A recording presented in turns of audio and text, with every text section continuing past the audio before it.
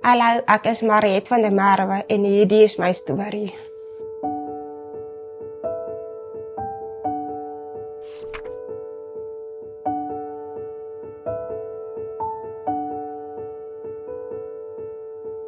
Ek was 9 maande oud toe ek my gehoor verloor het deur 'n Waardenburg-sindroom wat my senuweestelsel aangetast het. Ja, en ek het op 2 jaar eers begin leer om te praat deur die terapeute. En tussen 2 tot 4 jaar het ons huis verkoop en golfdae gereël, konserte gereël om geld in te samel vir die cochleaire implanting. Op 4 jaar oud het ek my cochleaire implanting operasie gedoen en ek het van daar af het ek my cochleaire gedra en op 15 het ek iemand gekry wat my apparaat geskenk het. 'n vrou wat sterf het 'n wens gehad. En gister sy vir my 'n cochleaire skenk. Hulle het mense gevra by die Universiteit van Pretoria, by die audioloog gevra. Hulle soek 'n meisie met blonde haar en blou oë wat haar cochleaire kon kry. En toe kies hulle my want my voete was op die rame gewees.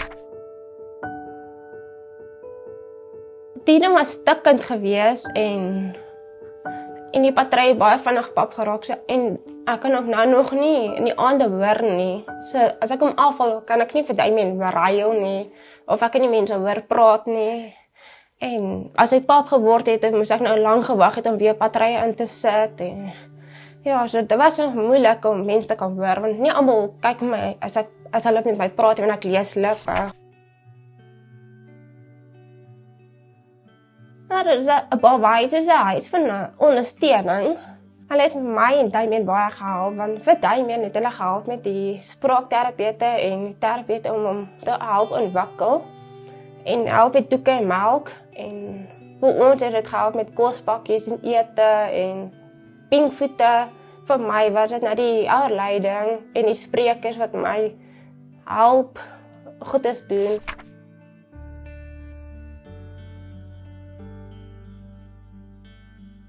Wanneer was glad nie moeilik vir my nie. En my ma het al hulle ondersteuning ingeset om my groot te maak as 'n gewone mens wat kan hoor en kan praat. So dit was glad nie moeilik vir my om in te sluit nie, want dat was normaal soos ander.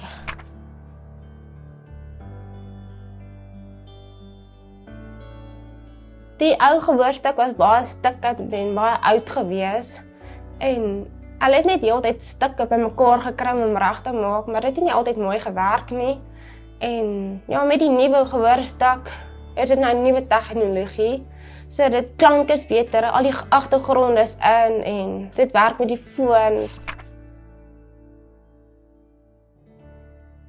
Ek bly nog so met my ouers by my ouma en oupa se huis. En ons het nie elektrisiteit nie en ons sukkel met finansies. En net my albei my ouers werk. Maar gelukkig Elias, die babahuis het my gehelp om my wenning te skenk waar ek en my kind 'n privaatheid het. Nou ja, ek bly daarom op my eie. My drome vir hom is laat hy net so mooi en sterk groot sou word en ander mense kan help wat die babahuis ons help. Die gemeenskap kan ondersteun en hy is gereed om skool toe te gaan volgende jaar. Dan kan ek ook so lank begin werk.